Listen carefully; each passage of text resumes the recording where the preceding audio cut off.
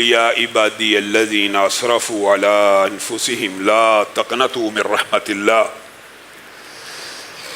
اس آیت کے شان نزول میں مفسرین نے یہ واقعہ بیان کیا ہے کہ وہ قریش مکہ کے بڑے بڑے بوڑھے خمیدہ کمروں والوں جنہوں نے ساری زندگی گناہوں میں گزاری تھی، رسول اللہ صلی اللہ علیہ وسلم کی بارگاہ میں آ کے کہنے لگے اے اللہ کے رسول، ہمارے اتنے ڈھیروں گناہ ہیں، کیسے معاف ہوں گے؟ تو رسول اللہ صلی اللہ علیہ وسلم نے ان کو یہ آیت پڑھ کے سنائی تھی کہ قل یا عبادی الذین اسرفوا علی انفسہم لا تقنطوا من رحمت اللہ۔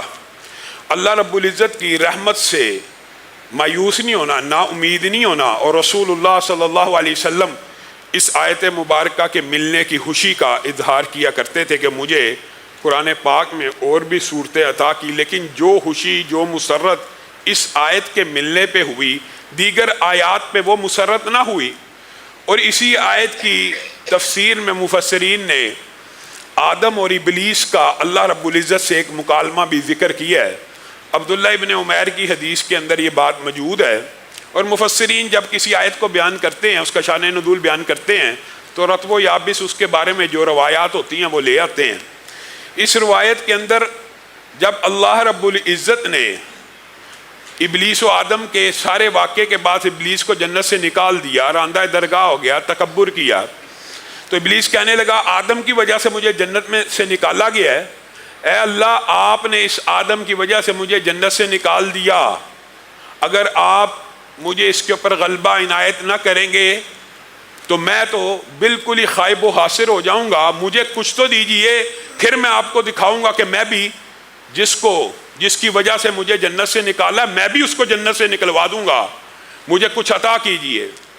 اللہ رب العزت نے کہا میں تجھے اس کے اوپر غلبہ ایسا عطا کرتا ہوں کہ تو اس کو دل کے اندر، دماغ کے اندر، خیالات کے اندر وسوسہ ڈال سکتا ہے، مزید عطا کیجئے، تو خون کے اندر بھی چل سکتا ہے، مزید عطا کیجئے، تو اپنے پیادوں اور شہ سواروں کے ساتھ اس کے اوپر چڑھ دوڑ سکتا ہے، مزید عطا کیجئے۔ آدم اکیلا ہے، میں اکیلا ہوں، آدم کی اولاد ہونی ہے، مجھے اور عطا کیجئے۔ تو اللہ رب العزت نے کہا ٹھیک ہے، آدم کی جتنی بھی اولاد ہوگی اس کے ساتھ تیری ہی صفات والا، تیری ہی فطرت والا ایک شیطان اور کرین کو بھی پیدا کیا جائے گا۔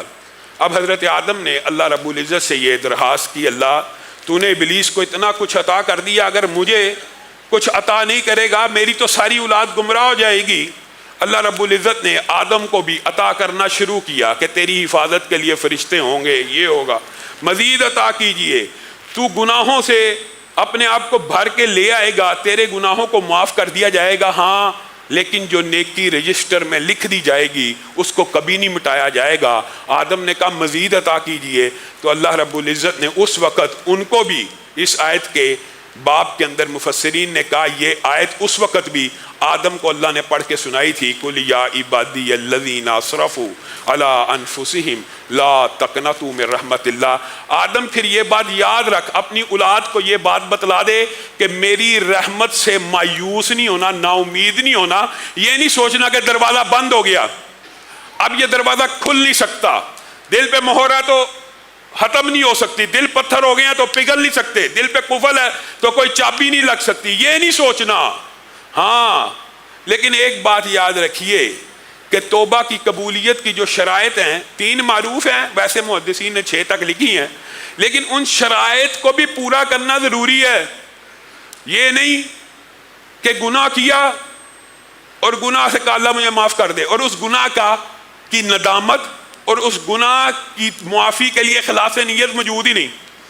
گناہ کی ندامت ہونا ضروری ہے، گناہ کی توبہ تب قبول ہوتی ہے۔ پہلی بات ندامت ہو، افسوس ہو، شرمندگی ہو، اس کے اوپر نادم ہے، ٹھیک ہے اب توبہ کر، اخلاص ہے، ٹھیک ہے اب توبہ کر۔ پھر دوسری بات یہ ہے کہ اس گناہ کو چھوڑنا ہے، یہ نہیں کہ گناہ جاری ہے اور اللہ سے توبہ کرتا جا رہا ہے، اللہ معاف کر دے، داڑھی کٹواتا ہوں اللہ معاف کر دے، اگلے دن بھی کٹوا رہا ہے، اللہ داڑھی کٹواتا ہوں معاف کر دے، پھر کٹوا رہا ہے، یہ توبہ نہیں ہے۔ مثال دے کے سمجھا رہا ہوں، ایک عورت بے پرد باغ جناح میں یا کسی پارک میں سوسائٹی میں بے پرد، بے حجاب، بے نقاب چست لباس پہن کے ہاتھ میں تسبیح پکڑ کے استغفر اللہ استغفر اللہ استغفر اللہ استغفر اللہ کرتی جا رہی ہے، یہ کون سی توبہ ہے؟ یہ کس گناہ پہ پشیمانی ہے؟ یہ کس گناہ کی ندامت ہے؟ اگر تجھے اپنے دل کے اندر رب کا خوف موجود ہے اور بے پردگی کا احساس تیرے دل میں ابھر آیا ہے تو پہلے پردہ شروع کر، اس گناہ کو چھوڑ۔ یہ کیا بات ہوئی؟ مثال دے رہا ہوں، انسان نے کو سمجھ آئی کہ شراب پینا بڑا گناہ ہے، ٹھیک ہے استغفر اللہ بڑا گناہ، اللہ معاف کرے معاف کرے، ساتھ ہی شراب کا گلاس پی رہا۔ یہ عام ایمانداری سے بتائیے یہ گناہ سے توبہ ہے؟ یہ تو اللہ رب العزت کے ساتھ مذاق کرنے والی بات ہے، ٹھٹھا کرنے والی بات ہے۔ یہ توبہ کا کون سا طریقہ جو ہمارے معاشرے میں رائج ہو گیا ہے؟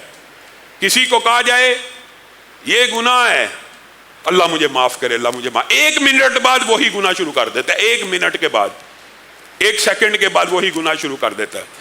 مثال دے رہا ہوں، کسی کے فہم اور شعور میں یہ بات آ گئی ہے کہ داڑھی کٹوانا گناہ ہے، داڑھی منڈوانا گناہ ہے، آ گئی ہے اللہ مجھے معاف کرے، صبح اٹھ کے پھر شیو کر رہا ہے۔ یہ بھائیو گناہوں سے توبہ کوئی نہیں۔ اور تیسری بات یہ ہے کہ جس گناہ سے توبہ کی ہے اس گناہ کو نہ ایک تو چھوڑنا ہے، اس گناہ کو نہ کرنے کا ہمیشہ کے لیے مصمم ارادہ ہے۔ ارادہ ضروری ہے۔ اگر اس نیت پہ توبہ کی ہے اللہ میرا یہ گناہ معاف کر دے، اور نیت یہ ہے یہ گناہ معاف کروا کے کل کو یہ گناہ کر لوں گا، ایسی توبہ قبول نہیں ہوتی۔ اگر نیت یہ ہے اللہ میرا یہ گناہ معاف کر دے، میں مرتے دم تک یہ گناہ نہیں کروں گا، کوشش کروں گا، پھر توبہ قبول ہو جاتی ہے۔ اگر دل میں یہ بھی خیال ہو نا اللہ پوری کوشش کروں گا پھر بھی توبہ قبول ہو جاتی ہے۔ اللہ فلاں گناہ کیا تھا، غیر محرم پہ نظر ڈل گئی تھی، اللہ آج تک جتنی دفعہ غیر محرموں پہ نظر پڑی ہے اللہ مجھے معاف کر دے، اور دل میں یہ ارادہ ہے کہ جب تک زندہ رہوں گا غیر محرم کے چہرے کا طواف نہیں کریں گی یہ نظریں یہ نگاہیں۔ رسول اللہ کا کلمہ پڑھا ہے، ان کے کہنے کے مطابق ان کے حکم کے مطابق اب یہ نظریں جھکی رہیں گی، کب تک؟ جب تک مرنا نہیں ہے۔ پھر یہ توبہ قبول ہے، پھر یہ توبہ قبول ہے۔